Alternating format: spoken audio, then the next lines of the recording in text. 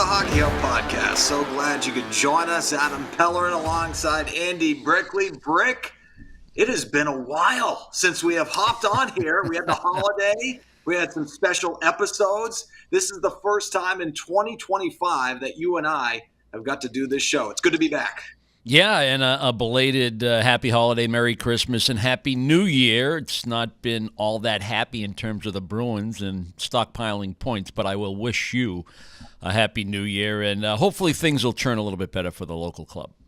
Yeah, Happy New Year to you as well. I know obviously we've been together on the road. I got back on the road, which was great to be with you guys. It started off with a up and back against the Columbus Blue Jackets, which, as you referenced, didn't go so well, and then overall, the Bruins have lost 4 straight games and 4 of 5 since coming out of the holiday break. And so, yeah, it hasn't been great. There have been some good moments for the Bruins. They've shown some resiliency and that span as well. But the results just haven't been there, with the latest coming at the hands of the Islanders, a 5-4 loss in overtime, a game, again, in which the Bruins showed some resiliency to come back from two-goal deficits in that game to tie things up. David Pastrnak has found his scoring touch over the last couple of games, which is nice to see. And then in overtime, we were just talking about it before we came on break, the Bruins had loads of chances. They played the way they wanted to play. They just couldn't finish. And it was the Islanders coming away with the 2 points. Yeah, given the way the 3-game road trip went when they started Washington, stopped in New York, and then went up to Toronto, you knew the bookend games would be tough because of where those two respective teams are in the standings and their talent of their team. And I thought, well, both were very winnable games, and certainly you thought they'd take some points, against the Rangers in the middle because of what was going on, kind of a dumpster fire down there in New York right now, or the serious disconnect between management and the locker room and the players, and they couldn't take advantage of that, and, chasing the score the last 2 games of that road trip. So it was a very frustrating, very disappointing 3-game trip because you thought there were points to be had, and points are at a premium. And I hate to be that emphatic about it, Adam, because we're just entering the second half of the year, and there's a lot of hockey to be played. But, when you take a look around the league and you see what the Bruins are halfway into the season, and if this roster is going to stay as currently constituted, this is the way it's going to be. Can they put a win streak together, a 4 or 5 games? Sure, but they can also go the other way. I mean, that's the type of team that they've been all year, and I don't see it deviating from that unless you do, like a major hockey trade, for example, unless the construction of the team changes dramatically or the leadership group finds their A game all at the same time. So you need points, and when you leave points on the table, when you do have good stretches of hockey, that's where the frustration comes in, and that's what we're experiencing right now. And for them to lose that game in overtime, right from the opening puck drop in overtime, the Bruins did everything that they wanted to do. They had possession for the first 3 minutes, and they had great looks, great opportunities. Marchand with the last chance, and what a lively rebound after the save, by Sorokin. And then, it's a fresh guy coming off because I think it was Anders Lee that went off, and it created the 3-on-2 for the Bruins, but then it works in the Islanders' favor because of the long rebound. It's a clear breakaway for Horvat. Marchand had no chance to catch him. And Korpisalo, who was great in stretches when he needed to be to keep that game within reach when the Bruins were down 4-2 or down 3-2, and then to get a piece of that final shot and have it trickle across the goal line just led to further frustration. You say you'll take the point because you need every point you can get, but I felt the way they played in the final 15 minutes of that third period and then overtime, I was going to say this is going to be a good ending. And the Bruins needed it just for their own psyche and for their own emotional level coming off that road trip. They needed the 2 points against the Islanders and came up short. Yeah, no doubt about that. Again, there were stretches of good play for the Bruins, not getting the result at the end of the day. And Brick, the Bruins were able to create a number of chances on the road, right? The offense wasn't there in the first 2 games against the Capitals. They jumped out to a 1-0 lead, ended up being down 2-1 after the first period. In fact, the first period was an issue on the road for the Bruins, and it really has been in the second half of the year. More often than not, they've been down. They've been chasing the score, as you mentioned, after a period of play. And again, I mentioned this number earlier in the year, but it really rings true now. The Bruins are 10-1-2 this year when they're leading after the first period. And surprise, surprise, the one game they've won since the holiday break over the Columbus Blue Jackets, they were up 1-0 after one period of play. And so they're 1-11-2 this year when they're trailing after the first period. So those good starts are really important for this team too. Yeah, not only good starts, but good starts on the scoreboard. They've had good starts, and then all of a sudden they find themselves down a goal or down 2 goals by making a couple of mistakes, mismanaging the puck, or not getting a save when they needed it, or your power play letting you down, or your penalty killing doesn't get a good stop or clear or win a face-off, all those little details. So it's been a combination of things, and that leads to further frustration. We're so used to winning around here, aren't we, Adam? I mean, in the last several years, especially in the first half of the year, that you're in a comfortable spot and you have separation from the rest of the division. You're in a comfortable and secure spot when you start talking about a guaranteed playoff spot, and it's not that way this year. And you saw it right out of the gate, led to a coaching change. You seem to be in a corrective mode. You start to figure out we got to play team defense. Players took a look in the mirror. They started to make the adjustments, and now you're swinging, that pendulum swinging the other direction. Yeah, you're doing some good things, but this isn't a league about doing some good things. It's about wins and losses, and right now they're in a position where they're putting themselves in the wild card race instead of thinking about Toronto and Florida. Yeah, and I know we have some more to talk about regarding the game against the Islanders and just the play overall after the holiday break. But I want to get to your post-game interview with interim head coach Joe Sacco following the 5-4 loss to the Islanders in overtime. Joe, I know you probably don't address the fact that fatigue, mental, physical, you played 4 and 6 back-to-back with travel, team sitting here waiting for you, early game, all that considered, all the excuses built in. Does it change the way you game plan for a game like this? Because I know you believe if you execute game plans, you have a good chance to win. Yeah, it does change your game plan.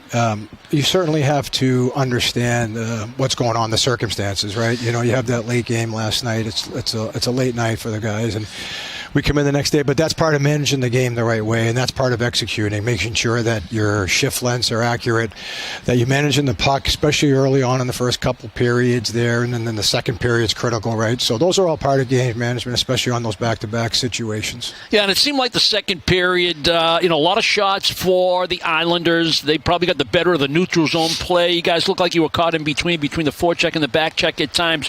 But the third period, you go down 2 early, relatively early. What did you like about what you guys did from that point on? Well, I mean, we just stuck with it, right? We talked about that after the second period. We knew that we hadn't played our best hockey, obviously, and they had outplayed us probably for more of the 2 periods. But it was a similar situation to a previous game we had against Buffalo, and we felt that if we could just find a way to dig in there and grind it out, we might have an opportunity, and we did. So fortunately for us, we grabbed the point, and disappointing we weren't able to get the extra one, considering. Yeah, and it seemed like you did almost everything you wanted to do in OT, starting with Charlie Coyle winning the draw. You get the line change, you get puck possession, you get chance after chance, and it doesn't go your way. How frustrating is that coming off this 3-game roadie? Yeah, it's frustrating because obviously we wanted the 2 here tonight, especially at home. But I think what it says is that there was no quitting the guys here tonight, and that's a good sign, right? Thanks, Joe. Okay. All right, that's your post-game interview with Joe Sacco. I want to get to a couple of things that you guys talked about. The first being, just the schedule itself, 4 in the last 6 nights, 3 in the last 4. And I know he doesn't want to come off as somebody who's making an excuse for his team, but how much do you think that played a factor? And what we've seen over the last couple of games, maybe in Toronto against the Islanders, where the defensive structure and maybe the feet not moving as much played a factor.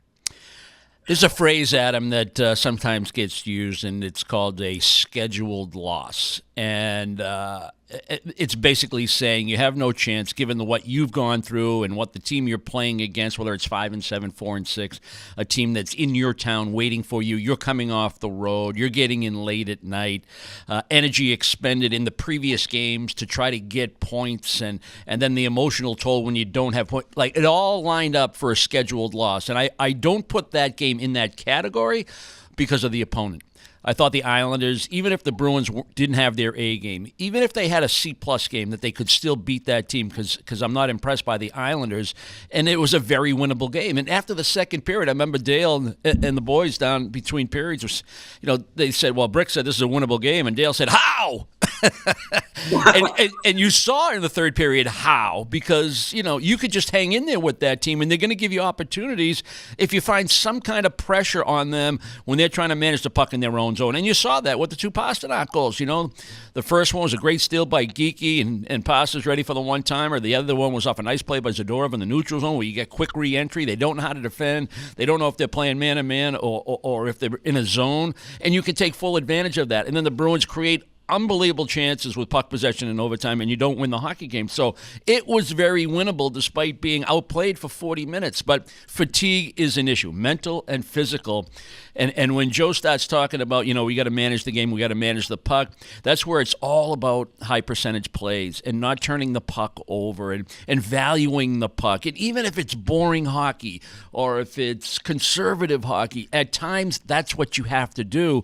And I thought the Bruins didn't have enough of that in terms of their mental approach, their hockey IQ through the first, you saw what happened in the first period, right? The power play, again, becomes such a pain because, they challenged the first goal and it goes your way, as well it should. It was the right call, and now you got a power play. And what a way to start the game, and what a way to recover from the 3-game trip where you get no points and it backfires. It just, it blows up right in your face, and now you got to chase it. And that's hard to do. And we made that point, Judd and I, during the game, that when you're chasing a score, fatigue becomes more of a factor. The mental fatigue becomes more of a factor. When it got to be 4-3, 4-4, you saw the energy that the Bruins had. That's all that fatigue factor, and it's mental. And I thought that the Bruins finally dealt with it, and they got where they needed to be in that hockey game to get 2 points.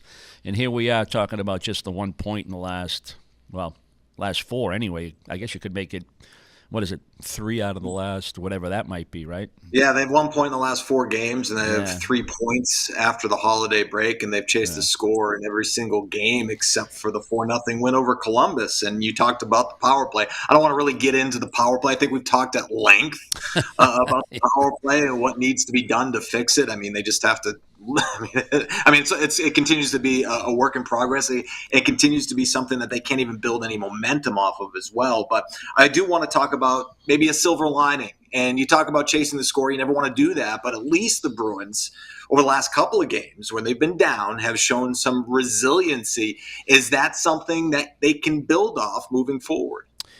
They can. That is feel-good stuff, especially when it's your top-end guys that are the ones that are responding. You'll take goals from anywhere. You'll take balanced scoring. You'll take scoring up and down your lineup. You'll take scoring from defensemen, certainly. You'll take it from any way you can get it. You take it from your power play. But when your top guys, when Pastrnak starts to find the range, when he starts to play like he's playing right now, where he's firmer on the puck, fewer hope plays, fewer, I'm going to give this a try, but it's a low percentage and it's not a full commitment to the play offensively. When you see him play like that, he's not going to score goals. He's not going to get the amount of chances. But when he's firm on the puck and he's committed to the move that he's going to make, and you see second and third efforts, whether it's through the neutral zone or coming across the blue line, but certainly in the offensive end, and when his shot is quick, the release is quick, and it's accurate, the kid's going to score. And you've seen that the last several games. And that gives you a good feeling that he's finding his game. He's got to pull a few other guys that are in that same category, meaning the top offensive guys with him. They need more from their captain in terms of offensive production. The last couple of games have been really, really tough on Brad Marchand. I think Lindholm's in that category, especially if they're going to be on that first power play unit. I believe in loading up on one power play and encourage them to stay for a minute 10, a minute 15. I believe in that, given the way this roster is. The problem is, and not to keep going back to the power play, Adam, but somebody's got to take ownership of it. Whoever that leader is of that 5-man group has to take ownership of that power play and take control of it. And do they have a guy that can do that? Well, that's up for them to decide. But I think they have enough there and enough intelligence, enough hockey IQ, enough selflessness to say whatever it takes to make the right play and score a goal and stop making this power play, a negative for our team. Not only are we not scoring, not only the production not there, it turns the momentum against us the way we go about our business on the power play.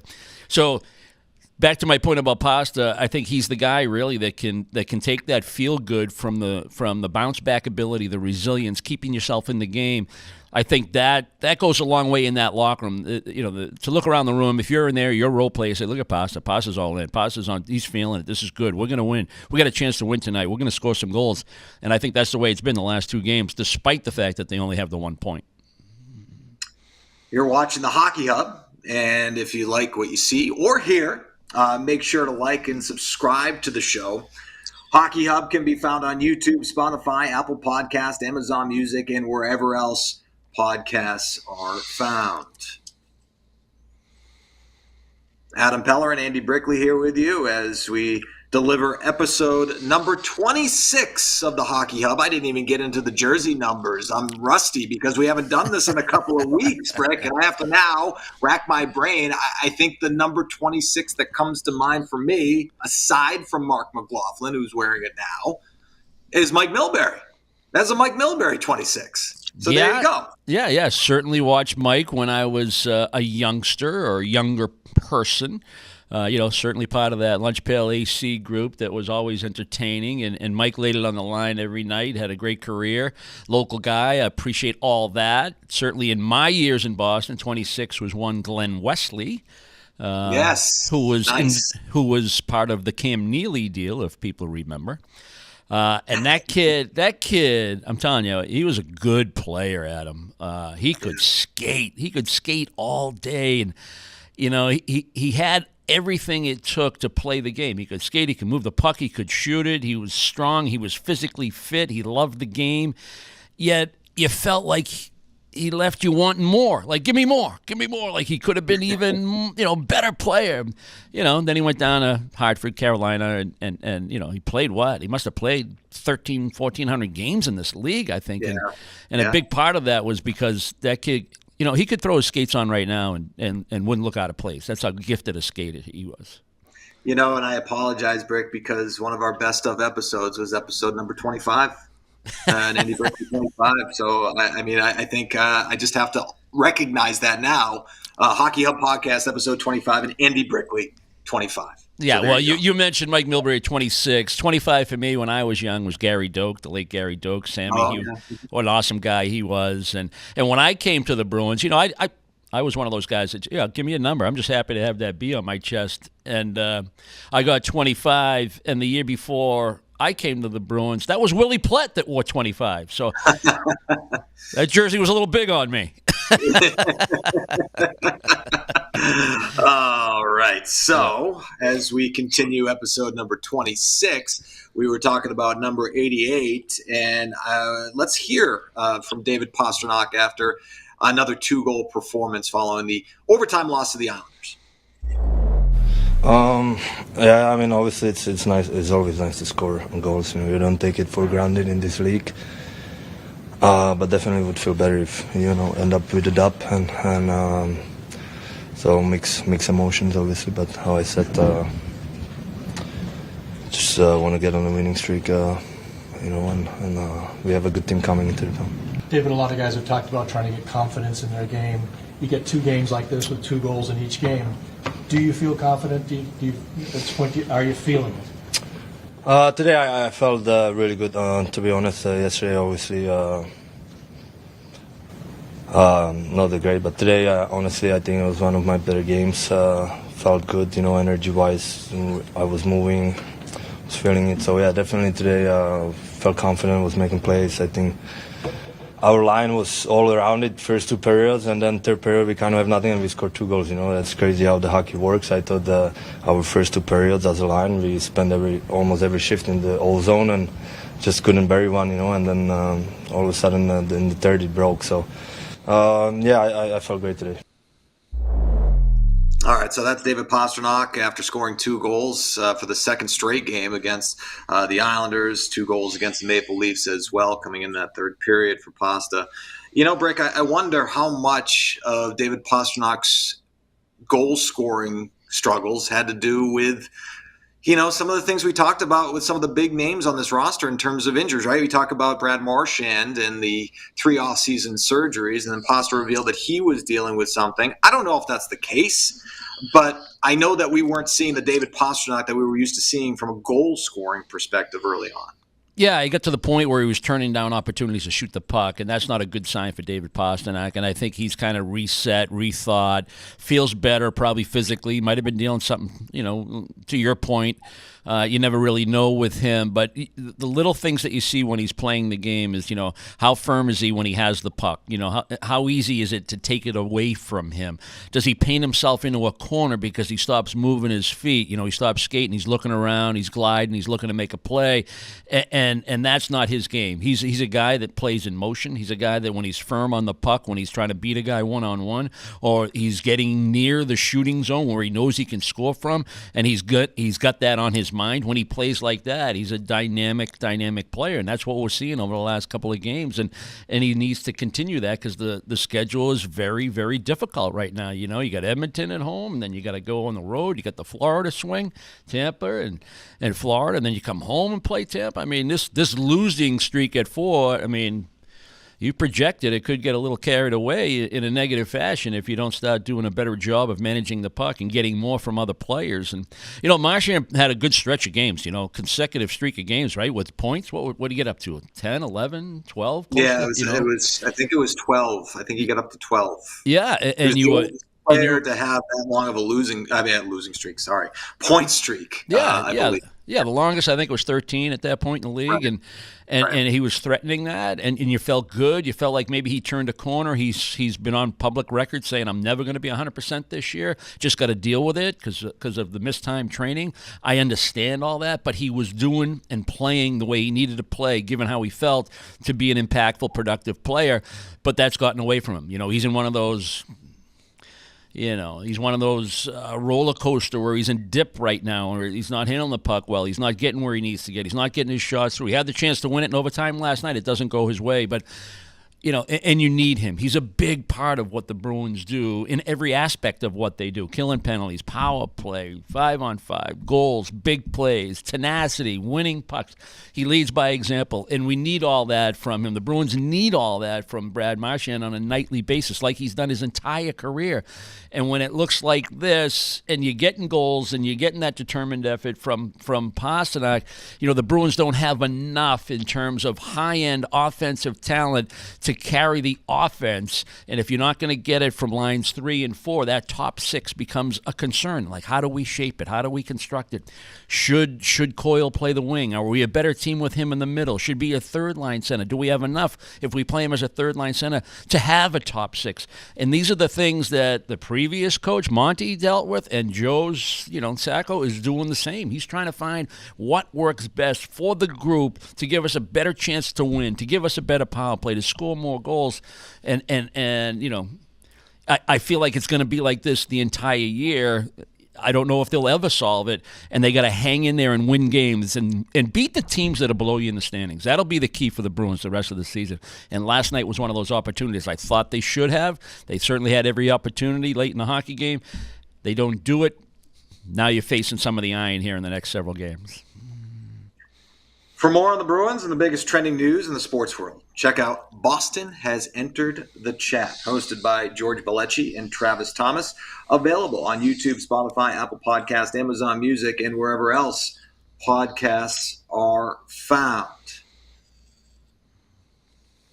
Adam Pellerin and Andy Brickley here with you. So you mentioned the schedule, Brick, and it doesn't get any easier, and it starts on Tuesday night, tonight, against the Edmonton Oilers at home, a team that you saw on that long trip out west, a team that you closed things out with on that long trip, and a team that you had a 2-0 lead over and ended up losing 3-2 in overtime. You pick up the point, and you're feeling pretty good after that trip considering how it started, right? The loss to the Jets, the loss to the Kraken, getting blown out in those games, but coming back to win a couple of games and then losing in overtime to the Oilers. And now you're facing an Oilers team that's been pretty hot. Got off to a slow start, a little bit of a Stanley Cup hangover maybe after losing in 7 to the Panthers, a 6-7-1 start, but they're 18-5-2 since they're 11-2-2 in their last 15 games as well, and now they're coming to TD Garden. Leon Draisaitl, Connor McDavid and company, man. It's always a lot of fun to watch them, but it's a tough test for the Bruins. Yeah, a lot of random thoughts on that whole topic, Adam. First of all, the game in Edmonton, the game plan that was drawn up, the execution for 50 minutes of it, I thought was spectacular. That's the way you play them. That's the way you frustrate them. That's the way you beat them. When they had opportunities to extend the lead, they win that hockey game, but that's when they were, trying to find a way to create better offense, and they didn't. They did everything they wanted to do without the puck. They owned the middle of the ice. They limited the damage that their star players could do. They played a terrific 45, 50 minutes of hockey, and then the greatness of their top players end up being the difference on the scoreboard. That being said, we've spent a lot of this show talking about the Bruins and the Bruins forwards and their top guys, and I don't want to put it all on their shoulders because the Bruins need help from the back end. And this stretch of hockey coming up, starting with Edmonton tonight, you need to get better play, especially from your left side. Zadorov, I've liked what he's done in terms of the growth of his game. Don't come into Boston and try to be the show. Try to fit in. Try to understand where you best, slot with this team. Do your job. Be that physical presence. I love all that stuff that he's done. He can do some really good things. It's all about decision making with him. But then behind him, if you think that he's the top guy on the left side, now you're either dealing with Lowry, Wotherspoon, and Osterley. That's your left side. That's the damage that you have to try to manage without Hampus Lindholm being in the lineup, a guy that plays 25 minutes a night and plays in every situation and is a terrific hockey player. Without him, there's more on that left side, more in responsibility. Mason Lowry does some good things with the puck. Pretty good offensive instincts, still learning the game, still learning how to play without it, still learning to take less risk, particularly when you're in danger areas on the ice. And Wotherspoon and Osterley, they're good hockey players. They're NHL caliber hockey players. But they will be challenged when you play against the iron of the league, when you play against the best of the league. So you're going to need good performances individually and within the collective scheme and the game plan of, Bruins hockey and the way they want to get the job done. And if you flip over to the right side, McAvoy's your alpha. He needs to be a better player. He's one of these guys. You go back to the beginning of the year, some of the storylines we talked about is he going to mature now into that superstar we want him to be? It hasn't happened yet. It's been a trying year, It's been fits and starts. He's looked good in games. He's taken over games. He's made all the right plays in games, and then there's other games where he's been exposed. I think Brandon Carlo's got a long way to go to get to his A game. He hasn't been the Brandon Carlo. You saw tremendous growth from a guy 6'5", great reach, great skater, great defender, good penalty killer, and then he started to add elements to his game. The deeper he got into his career, he started making more plays. He started reading offensively. He started doing more in the offensive zone. He did purposeful shots. His dump-ins were, they had a reason. Cross-corner dump, hard wrap around the glass, not just throw it in there and give up possession and let the goalie stop it or don't give your forwards a chance. He needs to be better in terms of where he is in his career, his experience. This is all, he's part of that second layer of leadership, Adam, in the locker room. You got to have that. It can't always be on the leaders, the guys that are the top guys. That middle group has got to, they got to take ownership of who they are and what they mean to the team. And I put Brandon in that category. Terrific man, terrific person. I think he's a very good hockey player, but he's not playing to the capability that he's capable of playing. And as far as peak, I think he's giving you everything he's got. Yeah. And that's just kind of breaking down the way it lines up right now with the absence of Hampus Lindholm. So I think you need more from those guys when you talk about puck management, decision-making, breakouts, clean exits, know when to pinch, know when you have help in the middle ice, all the stuff that you can talk about throughout the game, all the X's and O's, and stuff that should be almost automatic for the veteran guys to show the young guys or the inexperienced guys, this is how you do it, this is how you read it, this is when you play center field, this is when you back off, this is when you take the middle of the ice away, or this is when you go. Use that weak side defenseman to jump into the play. That's when you go. Don't be up the ice too early. Make sure that passing lane is exactly where it's supposed to be. If I'm going to pinch down the wall and I don't get the puck, boy, I better get the body then. One or the other's got to stay in that offensive zone if I'm pinched. All those things I think the Bruins can be a lot better at, and it's all part of when the coach says, we got to manage the game better, we got to manage the puck, we got to value the puck. And I think that's where the shortcomings are right now, and that's why they're losing hockey games. Yeah, and the Bruins have always been built on the back end and goaltending, right? Their defensive structure to kill all of those things that we have come to know and love about the Bruins, their identity. They're capable. You know, that's exactly what I was going to say. These are guys that have done that before, right? Correct. And so you mentioned Brandon Carlo, Charlie McAvoy. Yeah. You know, Hampus Lindholm's been out since November 12th. They've obviously missed him. Joe Sacco gave a little bit of an update, saying he's close to getting back on the ice, but you still don't know when he's coming back. But some of the players you mentioned just need to step up, like we've been talking about all season long. And so that is the story with the Bruins right now as they get ready for the Oilers. It's not going to be easy. And you mentioned the schedule, Brick, coming up.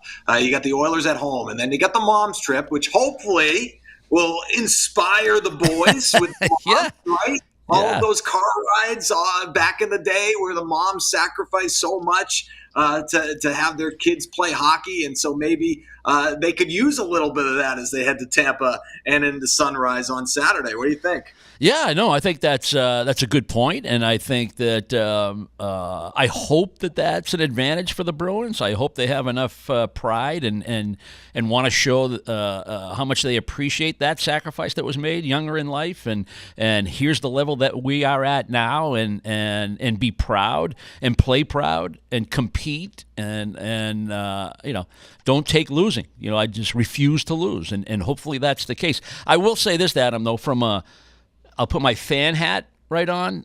I get excited. I get excited when the Bruins play the best players in the league. I get excited with McDavid and Draisaitl coming to town. I get excited about going down to Tampa and seeing Kucherov and Point and Hedman and Vasilevsky. I get excited about.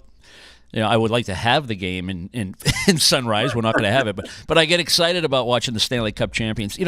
That gets me excited just as a fan. And you want the Bruins to respond and elevate their game when you play against the best in the league, and that should get the Bruins fired up. And then you add the moms being on the trip. I mean, it should make for great hockey, great entertainment, and that's my expectation. Looking forward to it. Mom's trip coming up. First things first, battle against the Oilers tonight. Andy Brickley back with us in the Hockey Hub. It's good to be reunited with you, my friend. You as well, Adam. All right, so we're going to turn the page now. Of course, the calendar is turned to 2025, and that means the Beanpot is right around the corner. You got the men in February, and then the women kick things off on January 14th with, once again, the championship game taking place at TD Garden on January 21st. And, Northeastern is the defending champion, and coming up, we have our own Laura Stickells chatting with last year's hero in the women's Beanpot. Skylar Irving scored a pair of goals, and we will hear from the BU side as well. We're so lucky to be joined by senior forward Skylar Irving today. She's a senior at Northeastern on their women's hockey team. She's also last year's Beanpot MVP as well. Skylar, thank you so much for taking the time to join us today. Thank you so much for having me. So we're currently here at Women's Beanpot Media Days, and Northeastern, it seems like you guys always come into this tournament with a target on your back. You guys are the two-time defending champions right now. You've won 3 of the last 4. What's it like always coming in defending your title? Kind of gives us this sense of motivation kind of to continue to have the trophy, bring it back every year. Every team wants to get us, but at the end of the day, we want to keep that trophy in Matthews. So it's fun. It's fun having people constantly trying to get what's yours. Yeah, the little added pressure, right? Mm-hmm. When you think back to last year, it was such a historic moment at the Garden. It was the first time 2 women's college hockey teams competed at the Garden. And I think, just remembering back, looking into the stands and seeing all of the young girls, all of the young boys, what's really a moment to you that sticks out to you and that you still think about? Kind of just going out in warm-ups. You kind of were rushed with this sense of I don't want to say anxiety. It was just this exciting feeling that was wow, this was our moment. Mm-hmm. And something that's been building up for years. So kind of stepping on the ice during warm-ups, looking up at the fans and seeing posters being made, the young girls in the stands, even the young boys, they could now see us doing this. So it was kind of just that moment. And then once the game started, and it was just another hockey game. How did you guys prepare for that? Because it wasn't an experience that you guys had really had in the past, since women's college hockey teams hadn't had opportunities like that before. Yeah, I think our captain, Meg Carter, at the time, she told us, let's play inside the glass. The only thing that matters when we were playing was what was going on the ice. Like, the stuff outside can be considered noise, like positive or negative, but when we were on that ice, like, what we were focused on was our next shift, the next play. Mm-hmm. So it was just kind of toning out anything else that was external, and just playing within the boards, like, kind of helped us, and kind of just be in the moment and not, like, allow ourselves to kind of be overwhelmed by the other things going on. Yeah, definitely. For you, how often do you think back on that game-winning goal? I think back pretty regularly. My dad definitely talks about it a lot, so he'll show me videos, and I'm like, yeah, that was awesome. And it was just like a great feeling, and that our whole team did it. Like, it was like, yeah, I scored, but our whole team did it, and our whole team was supporting each other from the second we stepped on that ice. So it was such a good feeling, and like, yeah, my dad talks about it a lot because he loves it, and it was fun, and that's something that we want to happen again. Yeah, as he should. I hope that's playing on repeat in the Irving household. That's such a cool moment for you and your family. What do you remember about that moment? I kind of just remember, like, Meg made a nice play kind of behind our net or in our D zone. She passed it up to Katie, and I was just like, well, like, she's going to pass it over, and it's going to go in the back of the net. So, like, yeah, like, I know, like, the play-by-play of it, but the only thing that I wanted, and I've said this many times, was to hug my teammates after that, and just, like, to have the feeling that we did it as a team, like I said earlier, was, like, awesome. And, like, that is something that I kind of want us to do again, and have that feeling so that more people can kind of experience it, because it was so cool just seeing all the fans cheering for you, cheering for our team, and it was an incredible feeling that we want to happen again. So, you know, I remember speaking with Dave Flint last year about your guys' group and the identity of the team. It was a different Northeastern team than you guys had in the past. You described it as a more blue-collar group. So how much did it mean to you to get to win that alongside that group of girls? Oh, it was so special. And I think kind of, like, after losing the class that we had the year before, to be able to do it in, like, a historic moment with the group that we had, that was kind of more of a, let's just put our heads down, go to work. It kind of showed us that we could kind of accomplish, like, super, super good things. And for us to be able to do that was, like, it was so cool. I can't even put it into words half the time, but it was awesome. And it kind of, like I said, kind of proved to us what we had in the locker room and what we can do in years to come. So. Yeah, kind of in that vein, Coach Flint told me as well that he looks back on that moment and he realized then that you really had what it took to be a top center in Hockey East, and not just Hockey East but also in the NCAA. When do you think you realized that you had that in you? I think so my sophomore year was kind of like a rocky year, like people would say, like, sophomore slump or whatnot. So I kind of took it in me that summer to come out my junior year flying, and I knew I've always been a center, and so playing wing years before was like, okay, like, I'm kind of learning the way of college hockey and stuff like that, but I looked at the coaches and I was like, hey, like, coach, I want to play center, like, I am a center. And, like, I knew it was in me, like, going in after my sophomore year, like the sophomore summer, I was like, okay, this is my goal, this is what I'm going to do. And just having the confidence in myself and knowing my abilities and knowing what I can bring to this team kind of helped carry me through that year and this year. And, yeah, it was great. Well, shifting gears a little bit now to this season, I mean, you guys are on quite the run right now. You've won 7 of your last 8 games. What do you think has been the biggest part of your success recently? Kind of just coming together as a team. Like, I think that we have a lot more younger kids, so it's kind of, at the beginning of the year, is kind of getting them used to the system, used to playing college hockey, because it's a different animal from playing, like, high school or juniors or wherever you came from. But, like, we kind of got rolling towards the end of the first semester, so kind of carrying that in. We have great talent. We have great leadership. We have what it takes to do really, really good things this year, and to kind of have the whole first semester under our belt, have the experience kind of building, because experience is a big thing when it comes to college hockey and big moments. So kind of having that build, and now it's, okay, let's get to work. Let's get to work, because the second half of the season is when championships are made, or championships are earned, and all of that. So put our head down. Let's earn what we can earn. So your one loss from those last 8 games, though, was to BC, who you will be playing in the semifinals. What did you learn from that game? I think what we learned from that game was, like, kind of, it's a given, but not you're not always going to win. But that kind of gives us a little bit more motivation going into next Tuesday's game of, okay, like they took it away. They took that win from us in the first half. Let's take it from them because that's our moment to come out in the Garden. Like we want that. We want the second game at 7:30 at the Garden. We don't want the 5 o'clock consolation game or whatever time it is. I don't know. But also I think it's probably going to be the last Beanpot game playing at Matthews. So yeah. I don't know for sure, but I think it could be. So kind of having that be like a very big motivation for our whole team will kind of help us, I think. And like I said, like now we have the experience. The younger kids have the experience of playing college hockey. So I think we learned our lesson. That was our lesson. Let's now have the chip on our shoulder and go out and prove it to everybody that we're going to beat this team and we're going to play when it matters at the Garden. I love that you bring up, too, the fact that it could potentially be the last Beanpot game at Matthews. What does it mean to you that you get to experience that in your senior year? Yeah, so one of the main reasons I ended up going to Northeastern, like there's a lot of reasons, but a big reason was Matthews Arena. Like playing at a historic rink was something like I didn't even know existed. Like I didn't even know Matthews was the oldest rink like in the world, but like finding that info out, I was like, okay, wow, like this is cool. Like this would be so cool to play here, blah, blah, blah. But like now it's okay, like this could be the last one here.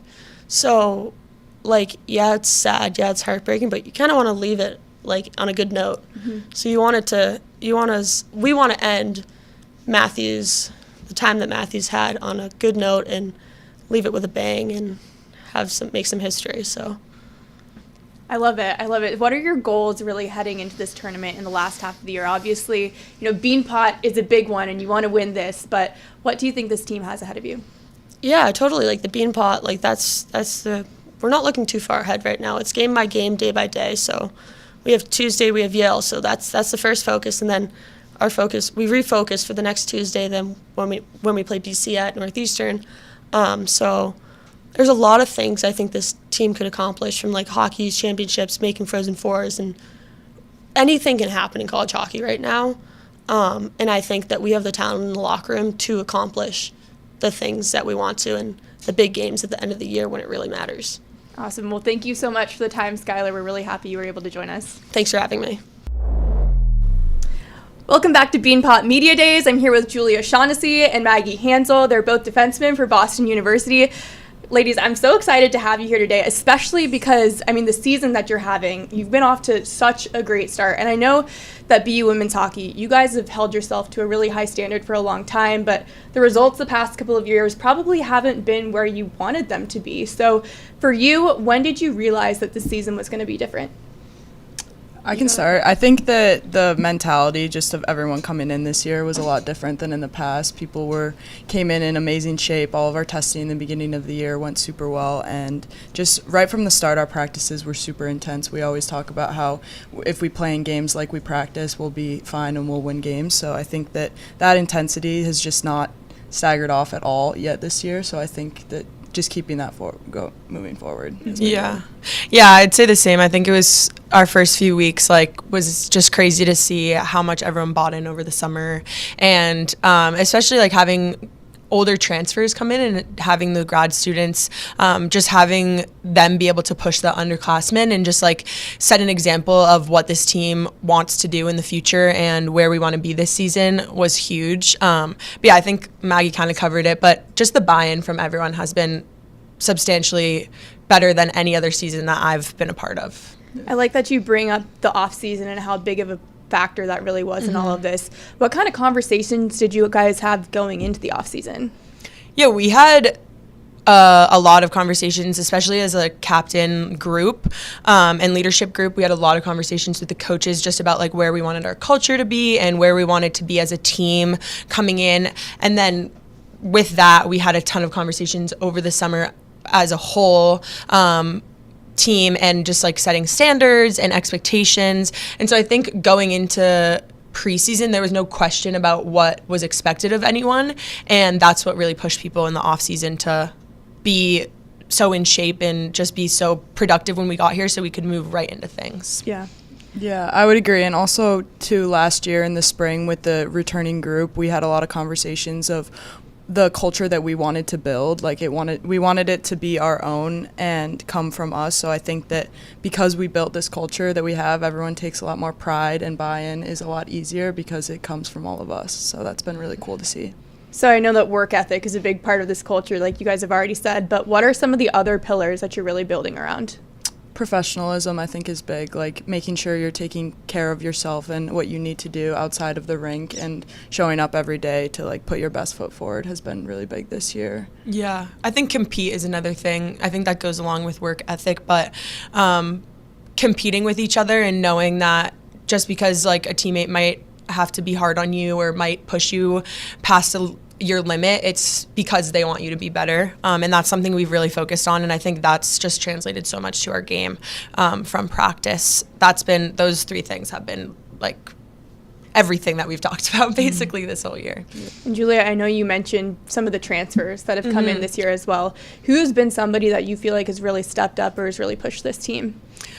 Oh goodness, I think all of them. I mean, Lindsay Bachna is one who has so much experience at Providence and is just one of the hardest workers I've ever seen on and off the ice, and I think she pushes people every single day to be better. Riley, Maeve, both of them have come from teams that had so much differences than ours and have brought so many new and creative ideas, but also have brought that same work ethic and just commitment to wanting to succeed this season and in the future. And I think everyone has made such a great impact on this team. And yeah, the transfers have been a huge part of why we've been so successful, I think. Mm-hmm. Definitely. Maggie, for you, I know you're not from the Boston area, but now you're very familiar, obviously, with the Beanpot. But What did you know about the tournament coming in 4 years ago? I mean, I would watch it on TV every year, going in like through high school and stuff. So I definitely knew how big of a deal it was, but I don't think you can really understand it until you're there and you see it. So especially last year at the TD Garden, it was just so cool to see. Yeah, for both of you guys growing up watching it, what was it like last year then to not only get to play in it, but play in it in a historic venue in TD Garden? Yeah, it was amazing. I just remember looking around during the national anthem and in warm-ups and just seeing how many fans were watching and all the little girls and the teams and everyone just so excited to be there, not just to watch the game, but just it was such an historic night for women's sports. So just to be able to be a part of that was so special. Mm-hmm. Yeah, I wasn't playing, sadly. I was injured during that game, but I had honestly the same emotions. I walked out from the locker room as they were getting on the ice, and I was in the kind of the Zamboni area, and I remember looking and turning around and seeing everyone, and I was like, this many people are here to watch this game right now. It was a surreal moment. I can't even like begin to describe it. And my parents, even my mom, walked into the rink and she texted me immediately and she goes, oh my goodness, like the amount of people here is insane. I've never been to like a women's hockey game that's felt like this before. And she, even though I wasn't competing, she was just so proud of everyone on our team, and just like I think our parents felt it the most too, watching that game. They were so proud of us and so proud of everyone. Yeah, I mean, Julia, for you, your dad actually got to win 2 Beanpots back in the 80s. So what is it like for him this year, knowing that he's not only going to get to watch you play in another Beanpot, but actually play on the garden ice like he did? Yeah, no, I think he was obviously very sad that he wasn't getting to watch me play, but he had the same reaction as my mom. He just he loves our team. He loves watching everyone play. And him last year, he said it. He was like, I walked in, I had tears in my eyes seeing how many people were here to support you guys. And my dad's not the one to cry. So that's when you know it's really meaningful for him. And I think this year he's really excited also just because of how great of a season we've been having. And he's been the biggest supporter with that. And a Beanpot's something he wants for us to win for sure. Mm-hmm. Maggie, I know last year probably not a lot of people would have picked you guys to be the ones playing in that 7 p.m. championship game. So what did it take for you guys to really win that semifinal game? I think just belief. I think that last year was a lot of, we had confidence in our team and ourselves, and we struggled to get into the win column on a lot of games that we felt we should have won. So I think that when it came to Beanpot time, we still had that same confidence where other people could look at a record at that point and think that maybe not, but I think that especially I think of those overtimes against BC and then in the shootout, I think our whole bench, we had just so much belief in our team that it didn't matter what our record was going into it, that we knew that we were going to show up and compete. So.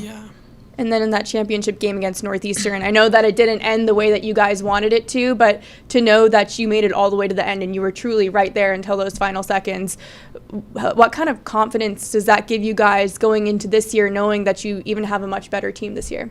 Yeah, for me, I thought that BC game and that Northeastern game were you couldn't see that anyone was nervous. I bet everyone had so many nerves, but the moment the puck dropped, it was kind of like that was erased from everyone's mind, and the only focus was on winning that game and just playing our best and trying our hardest. And so I think like knowing that we can do that in a season that we might have not been as successful, now going into these games where we know how we can play and what we can produce, it just gives you that much more confidence. But I don't think the mentality is at all different from what it was last year. Yeah, I agree. And I think that it's also special. We have a lot of girls that played in that game last year coming back this year and have that experience of what it's like to play on that stage, because it is unlike any game I've ever played in. So now knowing that I can do it and I have done it before and taking that to prepare, but then also all of the new girls that we have on this team that haven't, I think that they add so much to our team. So I think we're much more prepared and much more excited than we were even last year. Mm-hmm. The players that haven't had this experience yet, how much have they been kind of asking you about what it's like, and what have you been telling them? I mean, it's a topic that comes up probably once a day, especially recently as like it's getting closer and closer. I think that the energy is just getting really excited for it. But again, we've been trying to just take it one game at a time. We still have a big series this weekend against Vermont. So I think we've been trying to stay excited and definitely enjoy everything that surrounds the Beanpot, but also focus on what the next task is. Mm-hmm. Yeah. What excites you about playing Harvard in the semis? I think it's special because, 3 of these teams in this tournament are all Hockey East teams, but Harvard's a team that you don't get to play quite as often. So what's exciting about that matchup for you guys?